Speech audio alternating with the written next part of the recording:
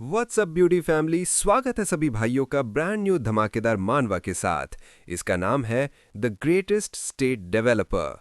ये बहुत ही लाजवाब मानवा होने वाली है क्योंकि रेटिंग के मामले में इसने टिबेट और ओआरवी जैसी मानवास को भी पीछे करके रखा है। ये स्टोरी लॉयड नाम के बंदे की है जो कि एक वेब नवेल में घुस चुका है, यानी कि दूसरी दुनिया में। लॉयड एक नोबल फैमिली से है लेकिन गरीब। उल्टा इन लोगों के ऊपर बहुत बड़ा कर्जा है।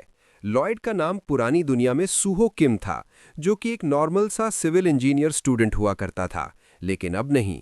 एक दिन जैसे ही सूहो किम अपनी आंखें खोलता है, इस बंदे की पूरी दुनिया ही चेंज हो जाती है। सूहो किम एक वेब नवेल की दुनिया में आ चुका है, जहां पर इसका नाम लॉयड फ्रंटेरा है। एक सिस्टम विंडो लॉयड को जगाने की कोशिश कर रही होती है, क्योंकि ये बंदा सड़क पर ऐसे ही पड़ा है। ओए, जाग जाओ। एब्सोल्यूट की तरफ से तुम अब इस वेब नवेल के कैरेक्टर बन चुके हो। लॉयड करता है, क्या? ये तो वही वेब नवेल है जिसे कि मैं कल रात को पढ़ रहा था। कहीं मैं किसी और दुनिया के अंदर तो नहीं आ चुका हूं, जैसा कि मैंने कई सारी वेब नवेल्स में पढ़ा है। अरे यार, यहाँ पर कितनी ठंड है और ये मेरे होठों को क्या हो गया है। तभी विंडो में नोटिफिकेशन आता है, तुम रात भर से उल्टे पड़े थे, जिस कारण से तुम्हारा जबड़ा हिल चुका है। हैं? आखिर मैं कौन सा कैरेक्टर बन चुका हूं? ये कौन बंदा हो सकता है जो कि जमीन पर ऐसे पड़ा हुआ था? लॉयड के ऐसा कहते ही यहां पर एक जेवियर नाम का बंदा आ जाता है, जो कि लॉयड को ही ढूंढ रहा था। इस बंदे की खासियत यह है, जिस नविल के अंदर लॉयड घुस चुका है, इस नविल का मेन कैरेक्टर यही जेवियर बंदा है। मास्टर लॉयड, आप यहां पर क्या कर रहे हैं? मैं आपको ही ढूंढ रहा था। चलिए वापस चलते हैं। लॉयड अपने मन में कहता है, ये जेवियर तो सेम वैसा ही दिख रहा है जैसा कि बुक में था। बुक में लिखा था कि ये बहुत बड़ा तलवारबाज है, लेकिन इसने अपनी जर्नी एक कंट्री लॉर्ड के अंडर शुरू करी थी, जिनका नाम एररकस फ्रंटेरा था। एक मिनट रुको जरा।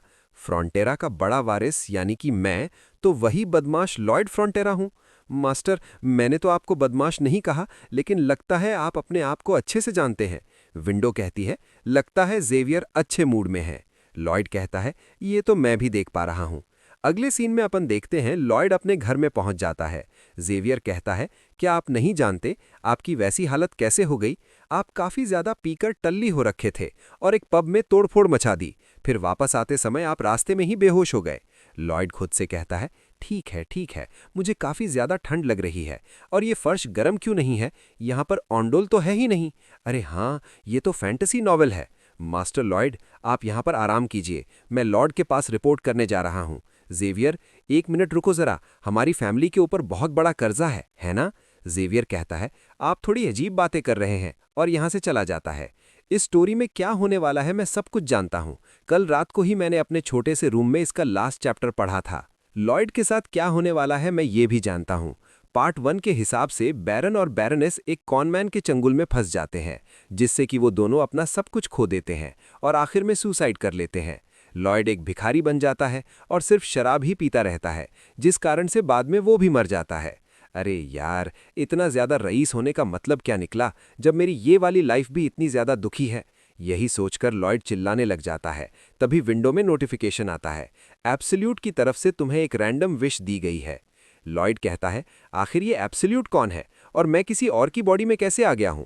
अगले सीन में अपन देखते हैं सुबह हो चुकी होती है और लॉयड की मदर आती है लॉयड के पास। लॉयड की मदर का नाम मार्बेला फ्रंटेरा होता है, जो कि कहती है, कल रात तुमने पब में बहुत तोड़फोड़ मचाई है। मैं तुमसे विनती करती हूँ, प्लीज जाओ, जाकर पब वालों से माफी मांगो। लगता है जो इस बॉडी ने कारनामे किए हैं उन्हें मुझे ही ठीक करना होगा। ठीक है, मैं जाकर माफी मांग लूंगा। लॉयड की बात सुनकर ये दोनों हैरान हो जाते हैं, क्योंकि इनको बिल्कुल भी उम्मीद नहीं होती कि लॉयड माफी मांगेगा। अगले सीन में अपन देखते हैं जेवियर और लॉयड टाउन में चले जाते हैं। जितने भी लोग यहाँ पर लॉयड को देख रहे होते हैं, सब के सब बहुत तेजी से भाग रहे होते हैं और छुप रहे होते हैं। ओए ब्रो, क्या कर रहा है? जल्दी से भाग यहाँ से, उससे नजरें मत मिला। विंडो कहती है, सारे के सारे विलेजर्स तुमसे नफरत करते हैं। हाँ, ये तो मुझे भी दिख रहा है। बाय द वे जेवियर, तुम मेरे साथ क्यों आए हो? जेवियर कहता है, लॉर्ड ने मुझे कहा है आपकी देखरेख करने का, ताकि कल जैसा दोबारा ना हो। क्लियर बात है, मैं विलेजर्स को आपसे प्रोटेक्ट कर रहा हूँ। लॉयड अपने मन में कहता है, लगता है सबसे पहले तो मुझे अपनी इमेज सुधारनी होगी, ताकि जब मैं भिखारी बनूंगा कम से कम ये लोग मुझे खाना तो ऑफर करेंगे। या फिर नहीं, मुझे अपनी फैमिली का कर्जा उतारने पर ध्यान देना चाहिए, ताकि मैं अपनी लाइफ मजे से जी सकूं। क्या मेरे पास कोई चीट कोड या स्किल वगैरह नहीं है जिससे कि मेरी मदद हो सके? लॉयड के ऐसा सोचते ही विंडो फिर से सामने आ जाती है, जहां पर लॉयड की 2 स्किल्स हैं। ये दोनों स्किल्स इतनी ज्यादा बेकार है, भाई इससे अच्छा तो इसे मौत क्यों नहीं आ जाती। मास्टर लॉयड, आप उधर किधर जा रहे हैं? पब तो इधर की साइड पर है। क्या आपने माफी मांगने के बारे में झूठ कहा था? अरे नहीं नहीं, ये बात नहीं है, मैं तो बस ऐसे ही कुछ सोच रहा हूँ। लॉयड की हरकतों के कारण जेवियर को थोड़ा बहुत शक हो रहा होता है, क्योंकि लॉयड की हरकतें पूरी तरीके से बदल चुकी हैं। लॉयड और जेवियर पब के अंदर एंटर हो जाते हैं, जहां पर सचमुच में कुछ ज्यादा ही तोड़फोड़ मची है। लॉयड पब ओनर के सामने जाकर बैठ जाता है। प्लीज मुझे माफ कर दीजिएगा, जो कुछ भी हुआ सारी मेरी गलती थी। पब ओनर डरते हुए कहता है, मास्टर लॉयड प्लीज, मैं आपसे उम्मीद करता हूं ऐसी बातें मत कीजिए। लॉयड अपने मन में कहता है, ये तो और भी ज्यादा डरने लग गया है, ये सोचकर कि ये घटिया इंसान इतना अच्छा कैसे बन गया। मुझे थोड़ा रूडली बात करनी चाहिए ताकि मैं नेचुरल फील हूं। वेल, मुझे माफ करना। मास्टर लॉयड, ठीक है, आपको माफी मांगने की कोई जरूरत नहीं है। अगले सीन में अपन देखते हैं, जेवियर कहता है, भले ही आपने उससे माफी मांगी, लेकिन वो खुश बिल्कुल नहीं लग रहा था। कल रात को आपने जो कुछ भी तोड़ा फोड़ा था, वो सब उस पब ओनर ने अपनी मेहनत की कमाई से खरीदा था। उस पब ओनर को तब तक शांति नहीं मिलेगी जब तक उसके सामान की भरपाई नहीं हो जाती। लॉयड अपने मन में कहता है, हमारे खुद के ऊपर इतना कर्जा है और उल्टा मैं उसकी भरपाई कहां से करूं। जेवियर कहता है, सिर्फ इतना ही नहीं, उस इंसान की मदर भी ठंड के कारण बीमार है।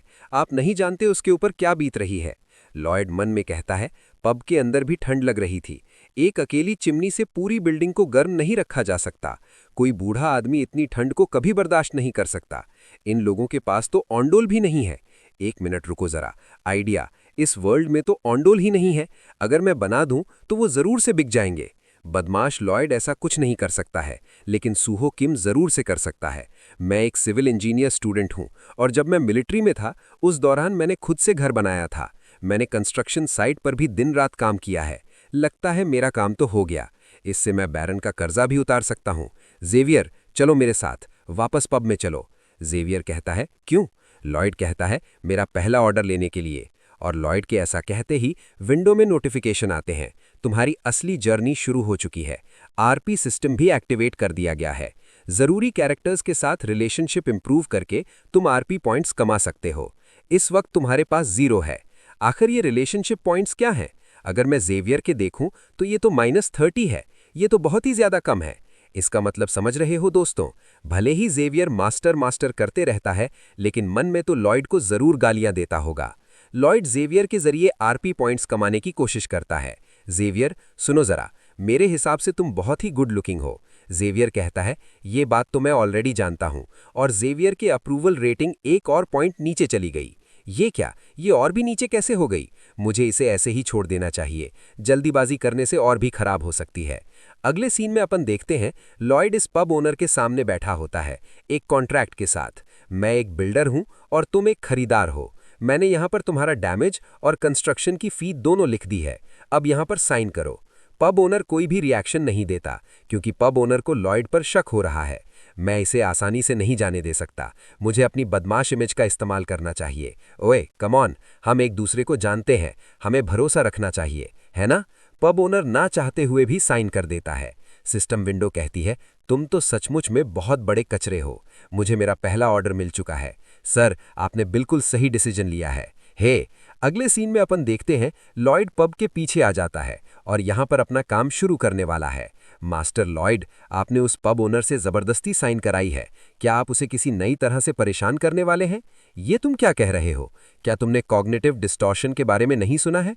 अगर तुम किसी के पास्ट के बिहाफ पर किसी को जज करते हो तो तुम्हारे दिमाग में नेगेटिविटी घुस सकती है। लेकिन सर, ये तो मेरा कोई अंदाजा थोड़ी ना है, ये तो एक्सपीरियंस और स्टैट्स है। जेवियर, एक्सपीरियंस और स्टैट्स भी तो पास्ट से ही निकल कर आती हैं। ये सुनकर जेवियर की बोलती बंद हो जाती है। ये क्या ये हमेशा से ही इतनी सटीक बातें करते हैं? मैं उनके चेहरे पर स्माइल देखना चाहता हूं, पब ओनर और उसकी मदर के।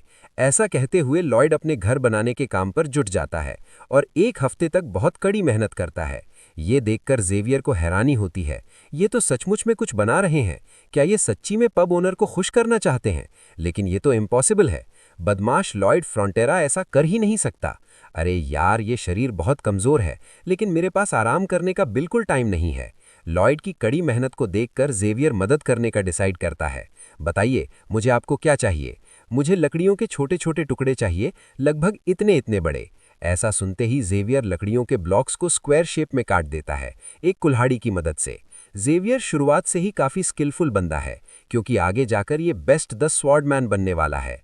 वाह, अगर ऐसी तलवारबाजी हो तो किसी को मॉडर्न इक्विपमेंट्स की जरूरत ही नहीं पड़े। जेवियर, जब ये काम हो जाए खोदना शुरू कर देना। जेवियर अपने मन में कहता है, क्या थैंक्स कहने की बजाय ये मुझे और काम बता रहे हैं। विंडो कहती है, जेवियर को अपने डिसीजन पर रिग्रेट हो रहा है। तुम मेरी मदद करोगे क्योंकि तुम भी जानना चाहते हो आखिर मैं करने क्या वाला हूं, है ना? तुम सचमुच में ये जानना चाहते हो कि आखिर में क्या होगा, इसीलिए हमें इस काम को जल्दी खत्म करना है। ये तो तुम भी जानते हो। काम जल्दी कैसे खत्म होगा? हमें साथ मिलकर करना होगा। है क्या ही तो चालू बंदा है, बेचारे को लपेट लिया। ये सचमुच में पूरी तरह से बदल चुके हैं, लेकिन इनके पास्ट के कारण इन पर भरोसा करना बहुत मुश्किल है। काफी देर मेहनत करने के बाद इनका काम कंप्लीट हो जाता है और एक ऐसा घर बन के तैयार हो जाता है जिसमें ऑन डॉल मैकेनिज्म है। ये बहुत ही बढ़िया मैकेनिज्म होता है जिसके अंदर गर्म हवा को जमीन के अंदर रखा जाता है। लॉयड अपना लोगो भी तैयार कर लेता है और इस घर के माथे पर चिपका देता है। जेवियर, अब टाइम आ चुका है ये देखने का कि मैं पब ओनर के साथ क्या करता हूँ। अगले सीन में अपन देखते हैं पब ओनर और उसकी मदर ऑन डॉल वाले रूम के अंदर होती है। पब ओनर की मदर को बहुत अच्छा फील हो रहा होता है। ओ माय गॉड, गरम है, आखिर ये कैसे पॉसिबल है? यंग मास्टर, आपका बहुत बहुत धन्यवाद। काफी लंबे समय के बाद मैंने अपनी मदर को इतना खुश देखा है जैसा कि इन्होंने कहा था। पब ओनर और उनकी मदर स्माइल कर रहे हैं। पहले तो सिर्फ इनकी बातें ही अलग थी, लेकिन अब अपना प्रॉमिस पूरा करने के लिए ये इतनी कड़ी मेहनत कर रहे हैं। मुझे तो अभी भी विश्वास ही नहीं हो रहा है कि ये सब लॉयड फ्रॉन्टेरा ने किया है। तभी विंडो कहती है, जेवियर की अप्रूवल रेटिंग 2 पॉइंट्स बढ़ चुकी है, जिससे कि तुम्हें 36 आरपी पॉइंट्स मिले हैं। इस जरूरी कैरेक्टर के साथ तुम्हारी रिलेशनशिप थोड़ी सी इंप्रूव हुई है। मुझे पता है तुम इस वक्त ये सोच रहे हो कि ये इंसान इतना बड़ा भी कचरा नहीं है ना? जेवियर कहता है, नहीं, अरे भाई मान भी जाओ। लॉयड मन में कहता है, टिम्बर लकड़ी के कारण ये घर हमें लॉस में पड़ रहा है, लेकिन ये बात अभी जरूरी नहीं है। मैं इस घर को मॉडल की तरह इस्तेमाल करने वाला हूँ ताकि ज्यादा से ज्यादा लोगों को अट्रैक्ट कर सकूं। अगले सीन में अपन 5 दिन बाद का सीन देखते हैं, जहां पर विलेजर्स बारी बारी से इस घर के अंदर जाकर टेस्ट कर रहे होते हैं। लॉयड कहता है, मजा आया है ना? मैं दावे के साथ कह सकता हूँ ऐसा रूम तुम भी अपने घर पे चाहते हो। हमारे पास 2 स्टाइल अवेलेबल है, या तो तुम नया रूम बनवा लो या फिर अपने घर को ही रीमॉडल करवा लो। अगर तुम दोनों ऑर्डर करते हो तो मैं तो तुम्हें 10% ऑफ दूंगा। इस विलेजर को भी लॉयड पर बिल्कुल भी भरोसा नहीं है और डर रहा होता है। लॉयड अपनी बदमाश इमेज का इस्तेमाल करता है। ओए, क्या तुम्हें मुझ पे भरोसा नहीं है? ये कीमत तो इतनी कम है जैसे कि मैं तुम्हें फ्री में ही दे रहा हूँ। लॉयड के ऐसा कहते यहाँ पर लॉयड के फादर की एंट्री हो जाती है, जिनका नाम है एकस फ्रॉन्टेरा। लॉयड, तुम ये विलेजर्स के साथ क्या कर रहे हो? अगले सीन में अपन देखते हैं लॉयड के फादर लॉयड को वापस घर ले आते हैं और खाना खा रहे होते हैं। मेरी बात ध्यान से सुनो, आखिर तुम इस बार क्या करने पर तुले हुए हो? लॉयड कहता है, पब ओनर ने मुझे ऑन डॉल रूम ऑर्डर किया था, इसीलिए मैंने मना कर दिया। बाकी तो आप जानते ही हैं, अब और भी विलेजर्स मुझे ऑर्डर दे रहे हैं। लॉयड, वो ऐसे लोग हैं जिनका कि हमें ख्याल रखना है। अगर तुम उन लोगों से झूठ बोल रहे हो और उन्हें धोखा देने वाले हो तो मैं बिल्कुल भी बर्दाश्त नहीं करूंगा। आपको चिंता करने जैसी कोई बात नहीं है, क्योंकि मेरा ऐसा कोई इरादा नहीं है। अगर आपकी बात कंप्लीट हो चुकी है तो मैं यहाँ से जा रहा हूँ। लॉयड यहाँ पर रूडली बात करने की कोशिश कर रहा होता है ताकि अपने फादर के सामने नेचुरल फील हो। लॉयड, क्या तुम ये सब इसलिए कर रहे हो क्योंकि तुम भी जानते हो हमारी फैमिली की सिचुएशन कितनी डाउन चल रही है? तुम खामखा चिंता मत करो, मैं जल्द हम सभी को इस परेशानी से बाहर निकाल लूंगा, इसीलिए तुम्हें इन्वॉल्व होने की कोई जरूरत नहीं है। लॉयड के मुंह से ये बात सुनकर सूहो की अपनी पुरानी मेमोरीज ताज़ा हो जाती हैं। पास्ट लाइफ में सूहो के फादर ने भी सेम यही बात कही थी, लेकिन वो कुछ भी बेटर नहीं कर पाए थे और इन लोगों को काफ़ी स्ट्रगल करना पड़ा था। लॉयड अपने मन में कहता है, मैंने ये शब्द पहले भी सुन रखे हैं, आप झूठ बोल रहे हो, कुछ भी ठीक नहीं चल रहा है। पैसों के कारण से मैं अपनी हालत उतनी ज़्यादा बेकार दोबारा नहीं होने दे सकता। दोस्तों, एक बात तो क्लियर है, इस बंदे ने अपनी पिछली लाइफ में बहुत गरीबी देखी है। लॉयड अपने फादर से कहता है, प्लीज़ हार मत मानिएगा, क्योंकि मैं भी नहीं मानने वाला, और यहाँ से चला जाता है।